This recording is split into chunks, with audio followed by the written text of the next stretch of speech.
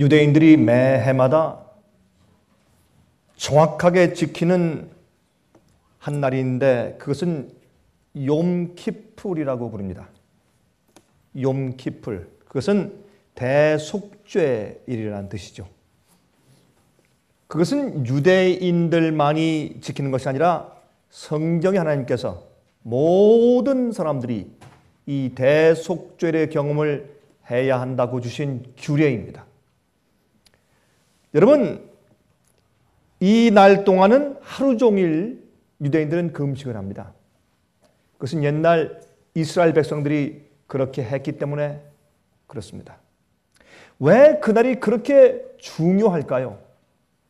여러분, 이 욤키풀 대속죄일이 왜 그렇게 중요할까요? 이 날은 심판하는 날이었습니다. 이 날은 각자의 운명이 결정지어지는 날이었습니다. 이 날은 인침받는 날이었습니다. 유대인들의 그 대백과사전 Jewish Encyclopedia Volume 2 2권 286페이지를 보시면 거기에 이제 대속죄일이라는 단어 밑에 이렇게 설명한 그 말들이 나옵니다. 하나님께서는 세상을 심판하시기 위해서 당신의 보좌 위에 앉으신다. 그리고 책들이 펴놓인다. 그 다음에 이제 쭉 밑으로 내려가서 이런 말씀을 했습니다. 그는 목자가 막대기를 들고 양들을 그 밑으로 통과시키는 것처럼 하나님께서는 모든 살아있는 영혼들을 당신의 그 잣대 밑으로 통과하게 하셔서 살아있는 모든 피조물들의 그 생애의 제한을 고정시키시고, 다시 말해서 그들의 운명을 결정하신다. 이 날은 인치는 날인데 어떤 자들이 살게 될 것이며 어떤 자들이 죽게 될 것인지를 판단하는 날이다. 그렇게 그들은 기록했습니다. 이것은 아주 성서적입니다. 그래서 우리가 기독교를 주데오 크리스천, 유대 기독교라고 이렇게 우리가 말을 붙이는 것입니다. 유대인들은 아직도 메시아를 기다리고 있는 참 딱한 실정 가운데 있으나 그러나 구약 성경은 믿고 있기 때문에 그렇습니다. 그리스도인들은 요즘에 두 가지 이상한 현상을, 이상한 사고방식을 교회 안에 가지고 들어왔죠. 그 두 가지의 참 이상한 사고방식은 잘못된 개념을 가지고 하나님의 심판을 폐했습니다. 예수를 믿기만 하면 심판이 없다는 겁니다. 심판을 받지 않고 심판을 통과하지 않는다는 사상입니다. 여러분, 잘못된 생각입니다. 그건 성경을 오해하셨습니다. 두 번째, 우리가 예수를 믿기만 하면 하나님의 계명과 율법은 더 이상 필요 없다는 것입니다. 잘못된 사고방식입니다. 성경을 오해하셨습니다. 여러분, 성경은 그렇게 말씀하고 있지 않은 것입니다. 지금은 우리가 심판 문제를 좀 다루고 있습니다. 대속죄일. 1년에 한 번씩 다 성소 주위에 모여와서 금식하며 자기 자신들을 살피면서 정말로 죄로부터 정결케 되고 속죄받는 경험들을 하는 것입니다. 1년 내내 그들이 범죄할 때마다 양을 가지고, 아니면 가난한 사람들은 비둘기를 가지고, 아니면 비둘기도 없으면 아니면 밀가루 조금 한 줌을 가지고 와서 그들이 죄를 고백하면서 그때마다 죄를 고백하고 죄를 용서받고 씻어왔는데 왜 1년에 한 번씩 대속죄를 만들어서 또 진정으로 죄로부터 정결케 되도록 회개하도록 주님께서 명령하셨는가? 그것은 간단하게 설명을 드리면 하나님은 영원 불변하십니다. 하나님은 변치 않습니다. 그러나 우리는 변합니다. 우리는 조속이 변합니다. 오늘 내일은 그만두고 하루에도 몇 번씩 변할 수 있습니다. 또 정말 회개하고 죄를 버리고 거듭난 자가 6개월 후에 자기의 그저 토한 것으로 돌아갈 수가 있어요. 자기 옛날 죄 습관으로 돌아가는 사람들도 있습니다. 주님 뜻대로 살려고 최선을 다하다가 그만 유혹에 쓰러져서 아니면 시험에 넘어져서 뒤로 물러가는 사람들이 많이 있는 것을 우리가 보고 아는 것입니다. 그러므로 하나님께서 무엇을 원하시는가? 정말 주님을 알고 믿고 주님을 따른다고 하는 사람들이 맨 마지막에 가서 정말 그들이 회개한 사람들인가 하는 것입니다. 정말로 죄로부터 분리된 사람인지 주님께서 알고 싶어 하시는 것입니다. 아니, 주님께서는 아시지만은 그러나 온 우주 만물들과 특히 천사들에게 하나님께서 증명해 보이기를 원하시는 것입니다. 정말 구원받는 의인은 정말 죄로부터 분리된 자인지, 정말 회개한 자인지, 정말 정결케 된 자인지, 이러한 자가 하늘에 올라가서 영원히 살아도 정말 합당한 자인지 주님께서 판단하기를 원하십니다. 왜 책을 펴십니까? 하나님께는 책이 필요 없습니다. 하나님께 무슨 책이 필요합니까? 하나님께 무슨 컴퓨터의 기억 장치가 필요합니까? 필요 없습니다. 책을 펴는 것은 여러분과 저를 위해서 펴시는 것이고 천사들을 위해서 펴시는 것이고 심지어 사탄과 타락한 천사들이 고소할 때 그들에게 증명하시기 위해서라도 책을 펴셔야 합니다. 그래서 주님의 심판은 비밀 위에 슬쩍 이루어지는 것이 아닙니다. 온 우주 앞에 공개적으로 책을 펴서 주님께서 구원하시는 자는 정말 의롭게 되었다는 사실을 주님께서 증명하실 것입니다. 또 구원받지 못하는 자들은 주님께서 최선을 다해서 천사와 성령의 역사로 일생 동안 그들을 구원하기 위해서 했었지만 하나님께서도 그들을 구원하실 수 없다는 사실을 우주 앞에 공개해 내실 것입니다. 그것이 주님의 심판입니다. 심판은 하나님을 위해서 필요한 것이 아니라 이 우주에 살고 있는 모든 피조물들을 위해서 필요합니다. 특별히 여러분 이것을 기억하셔야 합니다. 하늘에 있던 천사들은 3분의 1의 친구들을 잃어버렸습니다. 그들의 숫자는 천 곱하기 천, 만 곱하기 만의 천사. 너무 숫자가 많다는 뜻이겠지만 그러나 수십억, 수백억 더 많을지도 모르죠. 그 많은 숫자의 천사들이 사랑하는 자기 친구들의 3분의 1을 잃어버렸습니다. 마귀의 반역과 고소와 유혹 때문에 그만 마음이 뒤바뀌어서 그만 정말 전철했던 친구들을 잃어버렸습니다. 다시는 죄의 뿌리가 다시는 이 하늘에 정말 가까이 오는 것을 그들은 지겹게 여길 것입니다. 절대로 그럴 수가 없습니다. 하늘엔 더 이상 죄가 올라오지 말아야 합니다. 죄의 악이 다시 생기지 말아야 합니다. 반역이 있으면 안 됩니다. 그래서 하늘은 정말 철두철미하게 정말 의로운 자가 영원히 존재하는 곳으로 만들기 위해서 구원받고 오는 자들에 대해서 지극한 관심을, 지대한 관심을 쏟고 있는 것을 여러분 기억하셔야 합니다. 그래서 주님께서 심판하시는 일을 행하시는 것입니다. 그래서 기록하라고 하셨고 책을 펴라고 그렇게 말씀을 하시는 것입니다. 여러분 베드로전서 4장 17절과 18절을 읽습니다. 이렇게 말씀되어 있습니다. 하나님 집에서 심판을 시작할 때가 되었나니. 여기 왜 베드로가 이렇게 기록하셨을까요? 하나님 집에서 심판을 시작할 때가 되었나니. 여러분 에스겔 9장을 보시면 심판의 천사가 나아가는데 어디에서부터 심판을 시작합니까? 성전 안에서부터, 하나님의 교회 안에서부터, 교회 안에서도 누구부터? 늙은 자들부터. 늙은 자들은 그 당시에 제사장들을 상징하는 말이었습니다.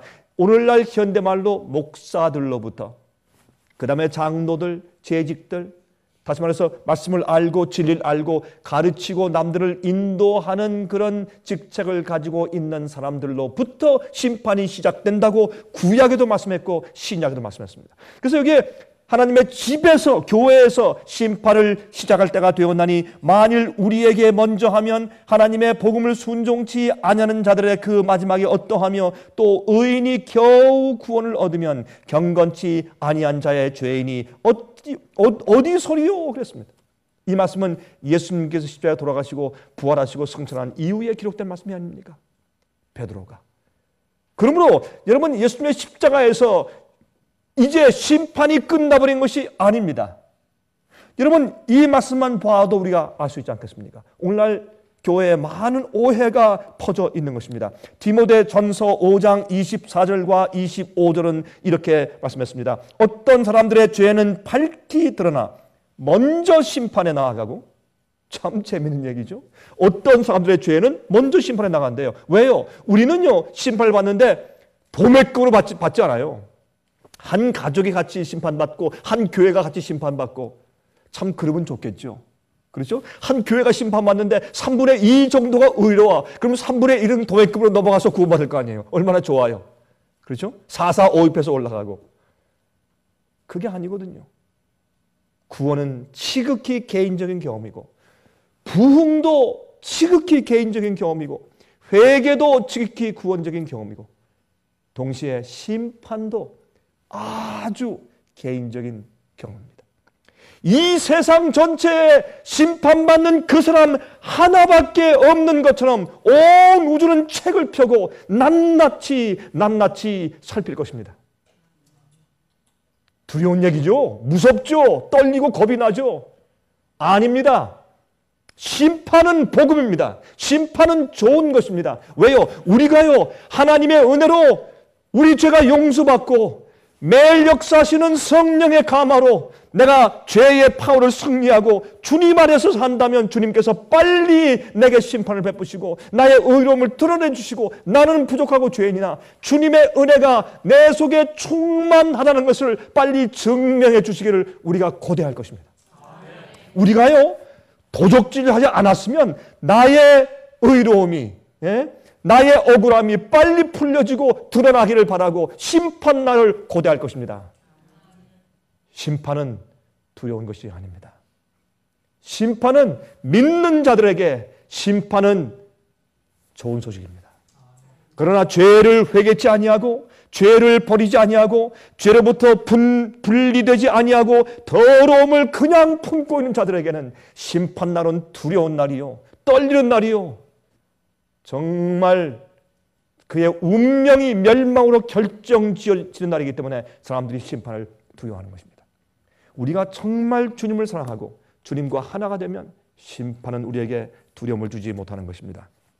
여기에 어떤 사람의 죄는 밝히 드러나 먼저 심판에 나아가고 어떤 사람들의 죄는 그 뒤를 쫓나니 이와 같이 선행도 밝히 드러나고 그렇지 아니한 것도 숨길 수 없느니라.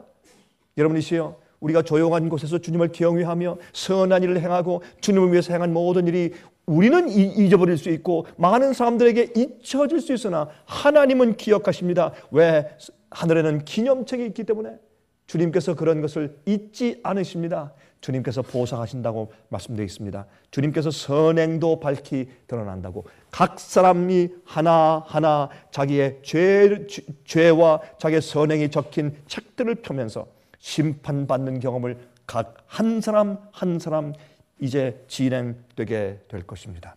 여러분, 이 미국엔요, 법정에 가면 무엇이라고 적혔습니까? Circuit Court라고, 지금도 Circuit Court라는 그런 말을 씁니다. 그것은 순회 법정입니다. 순회 법정. 옛날에 그 미국의 판사들의 숫자가 적었을 때, 그때 이제 도시마다 이제 범죄인들이 있으면 임시로 유치장에 가둔 다음에 판사가 순회할 때 순회하는 서킷 코트의 저지가 판사가 올 때까지 기다리는 것입니다.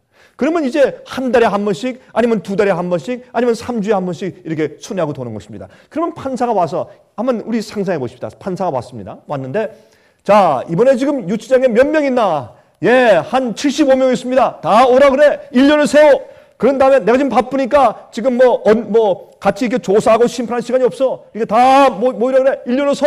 너 보니까 좀 험상궂게 생겼네. 너 10년 땅땅. 너는 좀 괜찮게 생겼다. 넌 해방 가라. 무죄. 너는 3년. 너는 일주일. 그렇게 땅땅 가서 75명을 1분 만에 딱 맞추고서 그냥 가버리면 어떻게 되겠습니까? 사람들이 난리가 나지 않겠습니까? 예? 불법이요. 이럴 수 없습니다. 불공평합니다. 난리치지 않겠습니까? 왜요? 언도하기 전에 반드시 조사하는 심판의 과정이 있어야 하는 것입니다. 심판이 없이 선고를 할 수가 없는 것입니다. 이건 너무나 당연한 것입니다. 이 세상도 그러한데 하늘에서 어찌 더 그러하지 않겠습니까?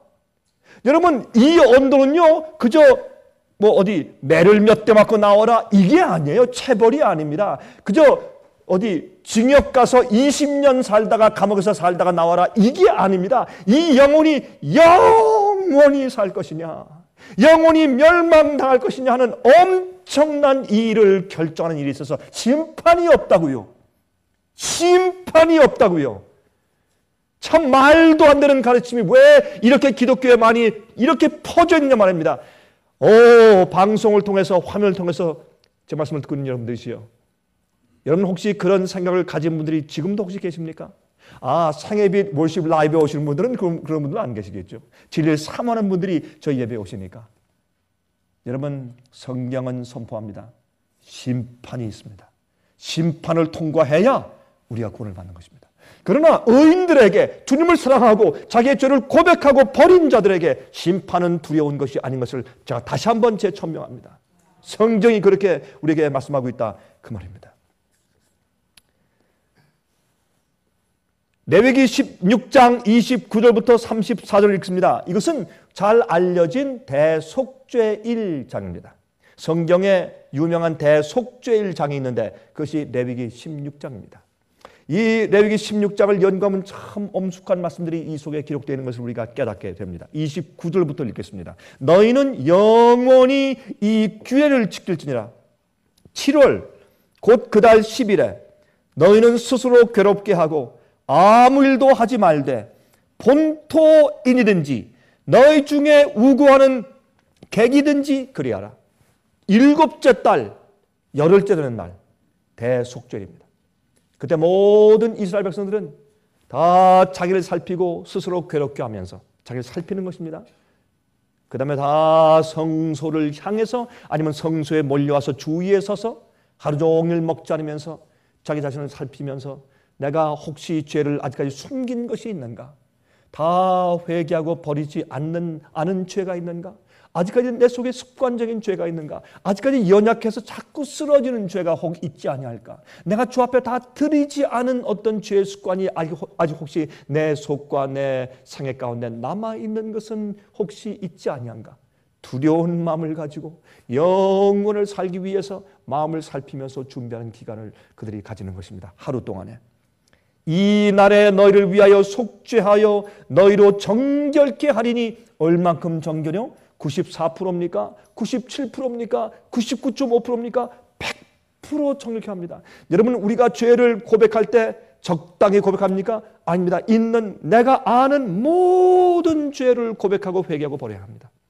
우리가 죄를 용서받을 때 99.7% 용서받습니까? 아닙니다. 남은 0.3% 죄에 남아있는 죄가 다시 우리를 완전히 다시 더럽게 만드는 것입니다. 죄는 단 하나도 우리 생애 가운데 생각으로라도 우리 생애 가운데 남겨둘 수가 없습니다. 그게 죄입니다. 죄는 우리를 파괴시키는 파워이기 때문에 그렇습니다. 그러므로 이날 너희로 정결케 하리니 너희 모든 죄에서, 어느 죄에서 그랬습니까? 모든 죄에서 너희가 여호와 앞에 정결하리라. 누구 앞에요? 목사 앞에요? 아닙니다. 장로 앞에요? 아닙니다. 집사님들 앞에요? 아닙니다. 사람들 앞에가 아니라 하나님 여호와 앞에 정결케 될 것이라. 하나님은 우리의 중심을 보신 분이십니다. 우리는 속일 수 있습니다. 생각을 속일 수 있고 좋은 옷으로 가릴 수 있습니다. 그러나 하나님의 눈앞에서 어느 누구도 자기의 더러움과 죄를 가리울 자가 없습니다. 하나님은 두려우신 하나님입니다. 하나님은 우리의 마음을 꿰뚫고 우리 생각과 동기를 읽으시는 분이기 때문에 우리가 회개하려면 철저히 회개하고 죄를 버리고, 우상을 버리려면 철저히 버리고, 내 속에 있는 이기심을 알면 철저히 굴복해버리고, 교만을 알면 주 앞에 떨쳐버려야 합니다. 우리가 회개하려면 완전히 회개하든지 안 하려면 아예 하지 맙시다. 적당히 회개하려면 회개하지 않는 것이 좋습니다. 왜요? 회개 적당히 하다가 멸망당하는 것은 회개 전혀 하지 않는 술 주정뱅이와 똑같은 결과가 생기기 때문에 그렇습니다. 그래서 우리가 회개할 때 대속죄일 날 회개하는 것처럼 회개해야 합니다. 대속죄일은 매일매일 드리는 제사를 통해서 죄를 회개하고 속죄 제물을 드렸지만은 1년 맨 마지막 날 하나님께서 우리의 이름을 불러서 책을 펴시고 마지막 운명을 결정하시고 인치시는 그때는 정말 우리 속에 죄가 없어야 합니다. 죄가 없어야 합니다. 이 죄 없는 온전한 품성에 대해서 완전한 죄에 대한 승리를 설교하는 요한 웨슬레에게 어떤 사람이 와서 그렇게 반대하며 욕짓을 했습니다. 그랬더니 이 요한 웨슬레가 한 그 말이 유명한 말이 있습니다. 형제요, 형제는 죄를 왜 그렇게 사랑합니까? 형제는 죄가 뭐 그렇게 좋길래 그 죄를 우리가 온전히 회개하고 온전히 버리고 주의 성령의 감동한 능력으로 온전히 승리할 수 있고 승리해야 된다는 내 말을 어떻게 그렇게 혐오합니까? 그렇게 말을 했어요. 우리의 회개는 대속죄의 회개가 되어야 합니다. 여러분, 1년 내내 매일매일 용서받던 사람들이 맨 마지막 날 대속죄 이래는 그날 하루 통과하면 그 다음부터는 장막절입니다. 장막절은 예수님께서 우리를 데리러 오셔서 우리가 하늘로 가는 그 놀라운 여행, 장막을 치면서 40년 동안 광야에서 돌던 그 여행길을 회고하고 상기하는 그런 장막절이었습니다. 추수를 한 다음에 과일들이 다 익어서 다 추수해서 창고에 들은 다음에 그들이 축하하고 감사하는 그런 장막절이었습니다. 예수께서 오시고 우리가 주님과 함께 구름 수레를 타고 하늘로 승천에 올라가면서 우린 장막절을 지킬 것입니다. 이 세상에서 우리가 죄악 세상에서 고생하며 고통당하며 여행하던 것을 우리가 기억하며 장막절을 지킬 것입니다. 어떤 자들에게 철저하게 죄를 용서받고 정결케 된 자들에게, 죄와 더 이상 상관없는 자들에게, 의롭게 된 자들에게, 정말 회개한 자들에게 주님께서 인치시면서 그들을 데리고 하늘로 갈 것입니다. 여호와 앞에 정결하리라. 이는 너희에게 큰 안식일인즉 너희는 스스로 괴롭게 할지니 영원히 지킬 규례라. 그 기름 부음을 받고 위임되어 그 아비를 대신하여 제사장의 직분을 행하는 제사장은 속죄하되 세마포 옷 곧 성의를 입고 지성소를 위하여 속죄하며, 자 보세요, 사람들만을 위해 속죄하는 것이 아닙니다. 성소 자체를 속죄합니다. 보세요, 지성소를 위하여 속죄하며 회막은 그 태버나클이니까 지성소와 또 성소를 말하는 것입니다. 또 단을, 그것은 이 성소 뜰에 있는 번제단을 말하죠. 회막과 단을 위하여 속죄하고 또 제사장들과 백성의 회중을 위하여 속죄할지니, 다시 말해서 성소 건물 자체도 속죄해서 정결케 하고 사람들도 정결케 하고 속죄하는 것입니다. 왜 그렇습니까? 여러분, 하늘에 있는 성소가 왜 더러워졌습니까? 하늘에 더러움이 있나요?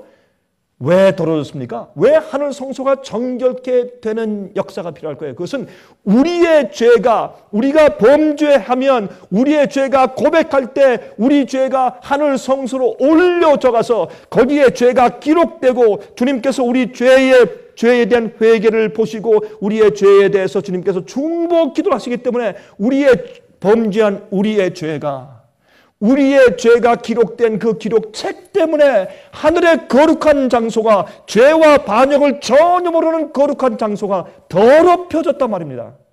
그것을 주님께서 지우시고 정결케 하셔야 합니다. 그런데 그 지우는 일을 이 땅에 살고 있는 그 사람이 그의 생애와 마음과 두뇌 머릿속에서 그 죄를 진심으로 회개하고 미워하고 버리는 경험이 없는데 하늘에서만 슬쩍 지우면 그것은 사기입니다. 그것은 가짜고 그것은 거짓입니다.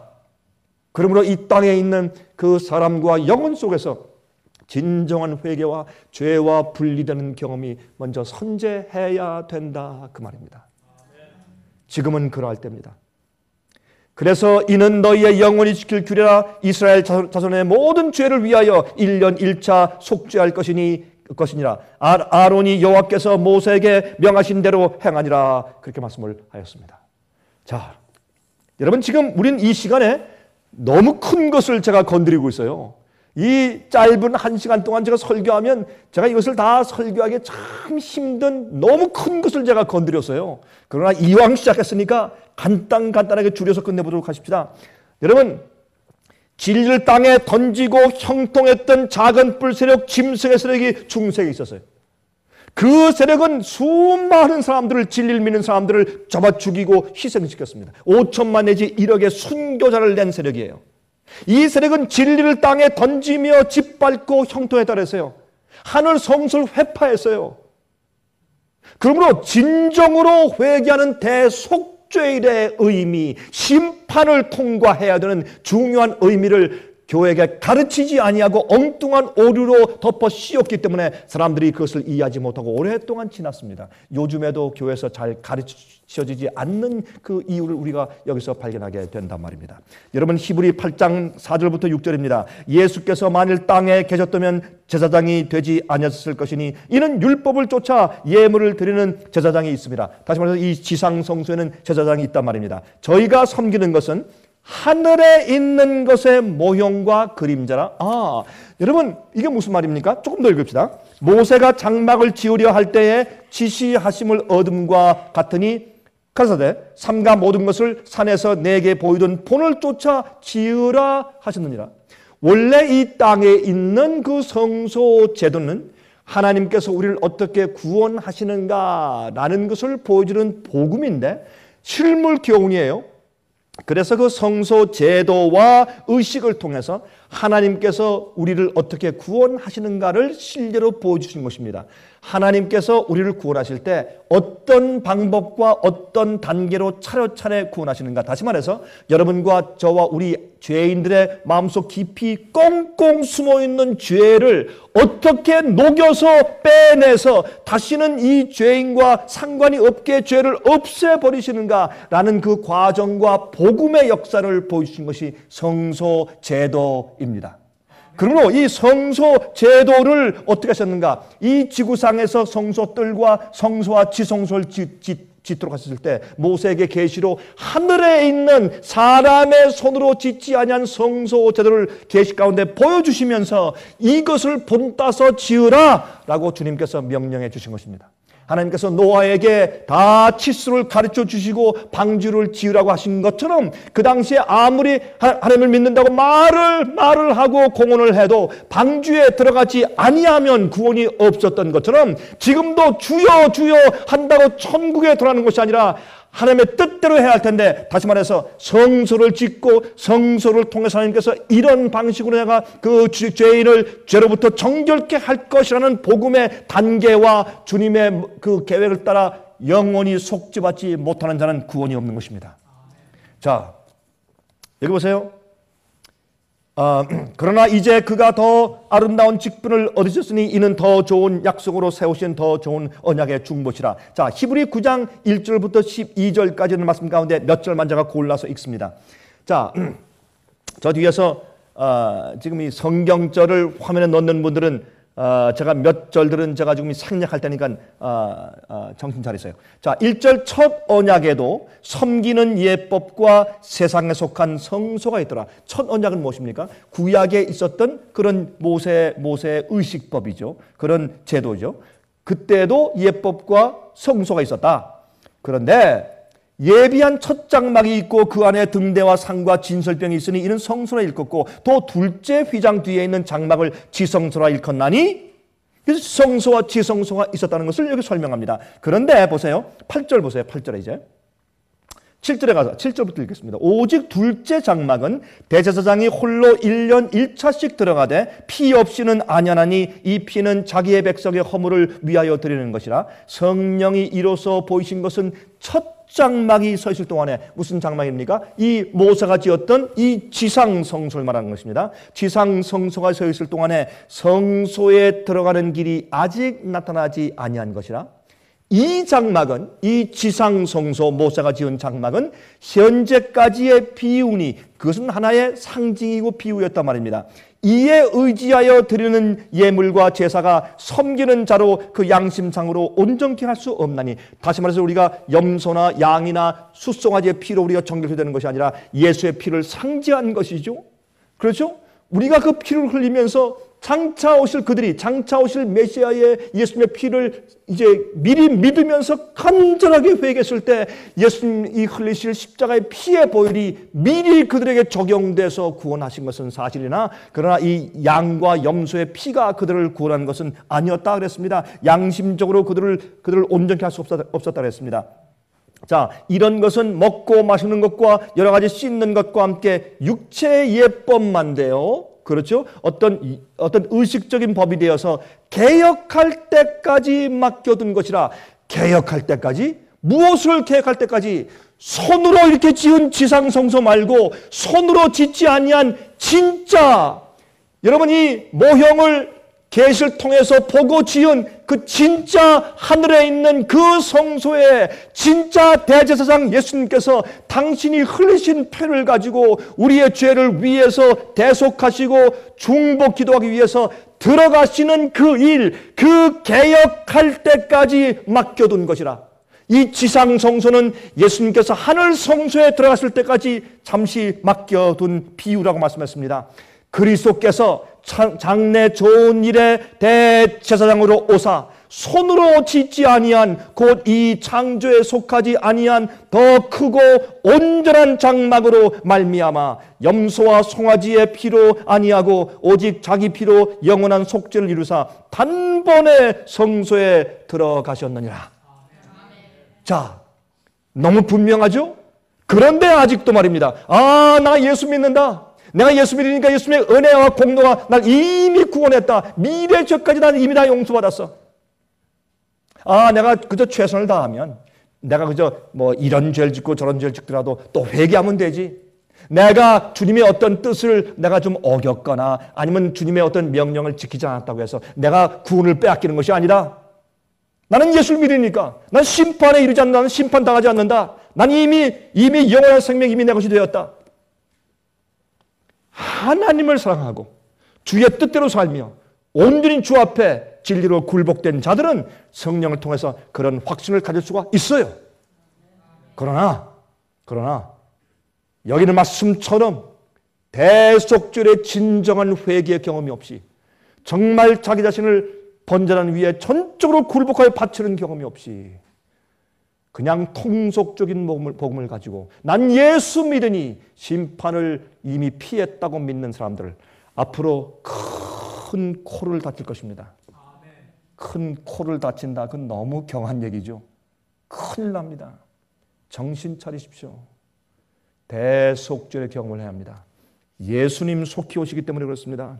여러분, 여기에 또 어떤 사람들은 말이죠, 단번에 성소에 들어가셨느니라. 어떤 번역에는 이 성소를 지성소에 들어갔다고 이제 번역이 되어 있기 때문에, 그러면 예수님께서 십자가에 돌아가시고 부활 승천하실 때 직접 지성소 들어가셨는데 무슨 뭐 성소의 경험, 무슨 뭐 거룩하게 되는 경험, 성화 이걸 말하느냐? 이미 지성소에 직접 들어가셨는데. 그런데 여기에 간단하게 우리가 아는 것은, 여기에 말이죠, 지성소란 말은 헬라 말로 하기오스입니다. 거룩한 장소 가운데 가장 거룩한 장소, 지성소란 뜻입니다. 그러나 여기에 있는 이 성소에 단번에 들어갔다는 이 성소는 헬라 말로 하기야라고 타란 정관사를 써서, 그것은 거룩한 장소, 다시 말해서 하늘에 있는 성소와 지성소를 다 합쳐서 거룩한 성소라는 뜻이기 때문에 예수님께서 직접 지성소로 들어가셨다. 그런 논리는 맞지 않는 것을 혹시 그런 마음 가운데 의문이 있는 분들 위해서 말씀드리는데, 그 논리는 맞지 않는 것을 아셔야 할 것입니다. 자, 히브리 10장 1절부터 5절입니다. 율법은 장차 오는 좋은 일의 그림자요 참 형상이 아니므로 해마다 늘 드리는 바 같은 제사로는 나오는 자들을 언제든지 온전케 할 수 없느니라. 이 지구상에 있는 대속죄의 경험은 하나의 상징과 비유였습니다. 그렇게 정말 대속죄의 죄로부터 정결케 되는 경험을 해야 된다는 비유였습니다. 그러나 그 당시에 대속죄를 지나도 또 죄가 떠오르고 죄로부터 온전케 되는 정결의 경험을 할 수 없었습니다. 그러나 예수의 피로 그 경험을 개인적으로 해야 된다는 것을 여기 말씀하고 계신 것입니다. 여기 보세요. 그렇지 아니하면 섬기는 자들이 단번에 정결케 되어 다시 죄를 깨닫는 일이 없으리니 어찌 드리는 일을 그치지 아니하였으리요. 왜요? 그들이 대속죄를 왔다가 또 하고 또 매년마다 대속죄를 계속하면서 똑같은 죄를 짓고 똑같은 죄를 고백했지 않습니까? 이젠 그 일이 그칠 때가 되었다 그 말입니다. 자, 그러나 이 제사들은 해마다 죄를 생각하게 하는 것이 있나니 이는 황소와 염소의 피가 능히 죄를 없이 하지 못함이라. 그러므로 세상에 임하실 때 가라사대 하나님이 제사와 예물을 원치 아니하시고 오직 나를 위하여 한 몸을 예비하셨도다. 예수님의 피, 예수님의 생애, 예수님의 골고다의 고난, 예수님의 중보사업, 예수님 한 몸을, 우리 인간의 몸을 받으시고 오신 예수님을 바라보면 뭐가 생겨요? 죄가 떠나가요. 그의 피의 경험을 우리가 하면 죄로부터 정결케 돼요. 그 은혜와 사랑을 생각하고 우리가 이해하면 죄가 미워져요. 구원은 뭔지 아십니까? 의를 사랑하고 죄를 미워하게 되는 것이 구원이에요. 그 일은 우리 속에 없어요. 하나님께서 하시는데 예수님의 십자가에서 우리 가슴이 뭉클하며 그 구원의 역사가 시작이 되고 매일매일 성령께서 우리 마음 가운데 예수님의 사랑을 우리 마음 가운데 부어주심으로 그것을 계속 유지시키는 것입니다. 자, 십자가에서 하나님께서는 하나님의 사랑을 나타내시고 동시에 공의를 나타내셨어요. 죄인을 구원하기 위해서 죄의 대가를 치러야 돼요. 그렇지 않고 그냥 그래 다 봐줘서 다 용서할게 그렇게 하신다면 주님께서 무엇 때문에 십자가에 오셔서 대가를 치르셨습니까? 그러므로 주님의 명령은 폐할 수 없어요. 또한 죄의 대가는 반드시 누가 죄 없는 자가 대신 그 죄의 대가를 치루어야 대속이 이루어집니다. 그리고 그 죄인의 사는 시간을 벌어줍니다. 두 번째 은혜 시간을 주는 것입니다. 그때 그 죄인은 자기를 위해 돌아가신 예수님의 은혜와 사랑을 깨닫고 정말 죄를 미워하는 성령의 은혜를 받음으로 죄로부터 정결케 되는 경험을 해야 합니다. 그래서 누가 영원히 살 자격이 있는지를 판단하는 날이 대속죄일이었습니다. 예수님 속히 오십니다. 천연죄가 있고 세상이 하나로 뭉치고 종교가 하나가 되고 경제가 하나가 되고 국가가 하나로 뭉치면서 이 세상에 곧 엄청난 핍박이 오는 전조가 보이는 세상의 모든 재난들과 기근과 온역과 지진이 동시에 다발적으로 처처 일어나는 이때는 대속죄일입니다. 주의 백성들이 정결케 될 때입니다. 교회가 숫자를 늘리는 큰 교회가 되기 위해서 애쓸 때가 아니라 각자 교인들이 교회 안에서 예수의 피의 보혈로 온전하게 깨끗하게 정결케 될 시간입니다. 지금 우리가 대속죄일 마지막 그 때에 살고 있기 때문에 그러합니다. 여러분 다니엘 7장 9절, 10절, 13절, 14절입니다. 내가 보았는데 왕좌가 놓이고 옛적부터 항상 계신 이가 좌정하셨는데 그 옷은 희기가 눈 같고 그 머리털은 깨끗한 양의 털 같고 그 보좌는 불꽃이요 그 바퀴는 붙는 불이며 불이 강처럼 흘러 그 앞에서 나오며 그에게 수종하는 자는 천천히요 그 앞에 시위한 자는 만만이며 심판을 베푸는데 책들이 펴놓였더라. 하나님 아버지가 계신데 불꽃 같은 광채가 나오고 천천만만 천사가 둘러서 있고 놀라운 하나님의 보좌가 있는 그 스론룸, 그 놀라운 우주의 중심 보좌가 계시 가운데 보여주는 것입니다. 그런데 그 앞에 무엇이 있습니까? 책들이 펴놓여 있고 무엇입니까? 심판입니다. 여기 보세요. 내가 또 밤 이상 중에 보았는데 인자 같은 이가 예수님을 말하는 것입니다. 인자 같은 이가 하늘 구름을 타고 와서 하늘 구름을 타고 천천만만 천사와 함께 이 땅에 오시는 것입니까? 아닙니다. 천천만만 천사는 하나님의 아버지의 보좌 주위에 지금 옹유하고 있고 그 앞에 책들이 펴놓여 있고 예수님은 혼자 구름을 타고 와서 옛적부터 항상 계신 자에게 나와 그 앞에 인도되며 예수님께서 하나님 보좌 앞에 나아가시는데 하나님 아버지의 보좌 주위에 천천만만 천사가 있고 그 앞에 책들이 펴놓인 심판의 그 과정을 여기에 계시 가운데 보여주고 있는 것입니다.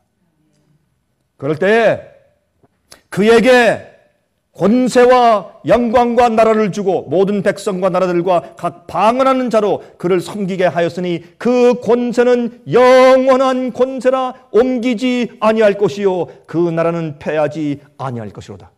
그때 주님께서 책을 펴시면서 아버지시여 이 영혼은 의롭습니다.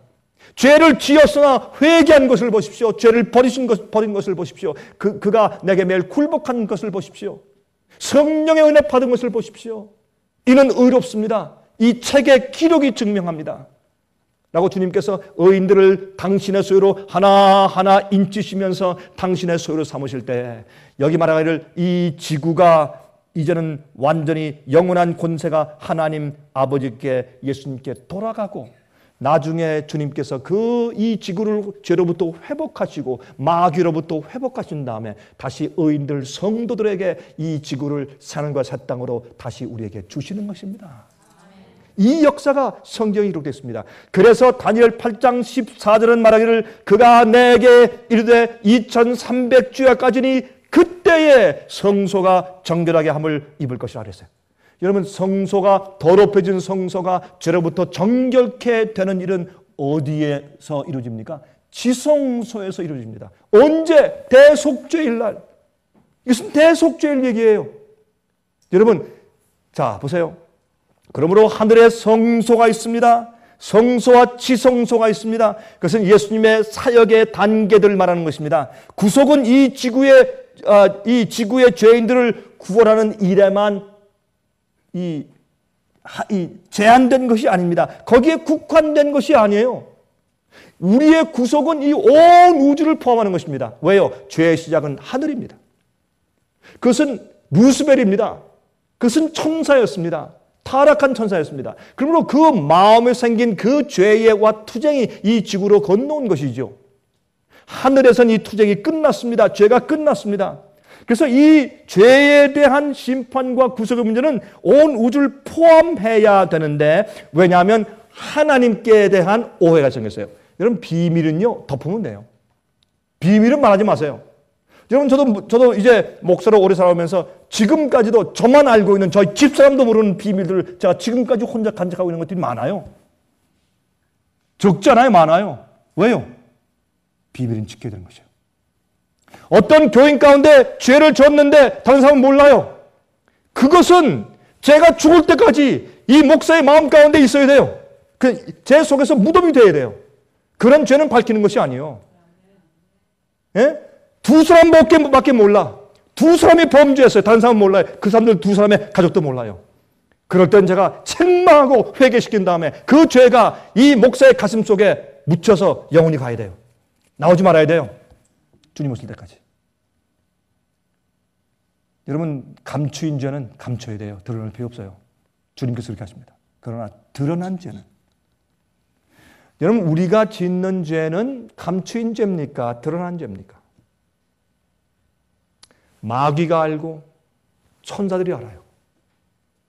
하나님은 우리의 인격을 존중하세요. 그래서요 어떤 때는 우리 가족이나 우리 교우들이나 우리 주위에 있는 사람들한테 그냥 다 까발려서 이렇게 폭로시키지 않으세요. 하나님께서 덮어주세요. 그러나 심판하고 책을 펼 때는 그게 아니에요. 드러난 죄는 주님께서 그게 아니다. 그러면 그렇고 아니면 아니고 주님께서 그를 구원하실 때 이렇게 구원해서 그 죄인이 의롭게 되었다는 것을 증명하셔야 돼요. 마귀가요 슬쩍 들어와서 하나님께 악한 소문을 퍼뜨렸어요. 여러분 선악과 그 나무 위에서 여러분 해와에게 한 얘기를 들어보세요. 하나님께서 이 선악과를 따먹지 말라고 하더냐? 너 먹어도 안 죽는다. 하나님이 거짓말한 거야. 하나님은 아주 이기적인데 자기 혼자만 먹고서 하나님 되려고 하는 것이야. 이렇게 해서요. 그러므로 하나님께서 이 모든 것을 만천에 드러낼 수밖에 없어요. 그래서 하나님이 의로움이 드러나야 합니다. 그래서 하나님께서 우리를 의롭게 하실 때 우리도 의롭게 하시면서 당신 자신도 의롭다 함을 얻으려 하심이라, 그렇게 로마서 3장의 26절의 말씀을 하시는 것입니다. 최후 심판은요, 이 세상에서가 아니라 하늘 법정에서 이루어지고 있어요. 그래서 우리가 깨닫고 알고 조심하고 진실로 회개하라 라고 말씀을 하고 있는 것입니다. 여러분, 우리가 손님이 온다고 해서 어떻게 손님이 온다, 큰일 났네, 빨리 치워, 막 쓰레기 치우고 이렇게 해가지고 우리의 그 칼펜 밑에 전부 다 쓸어놓고서 들어올 때 안녕하세요 이렇게 하면 그거 뭐 청소한 겁니까? 안 되지 않습니까? 그렇죠? 하나님은 그런 회개를 원치 않으신 겁니다. 여러분 여기 보세요. 이제 끝으로 여러분 레위기 16장 29절, 이건 아까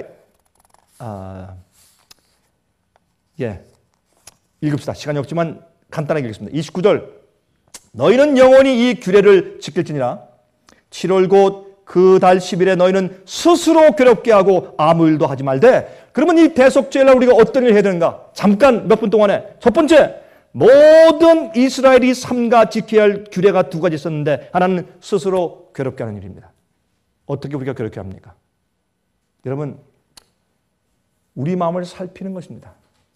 어디에 내 죄가 숨어 있는가? 어디에 이 죄가 가면을 쓰고 살짝살짝 나오는가? 살펴야 합니다. 내 속에 있는 그 죄의 습성들을 살펴야 합니다.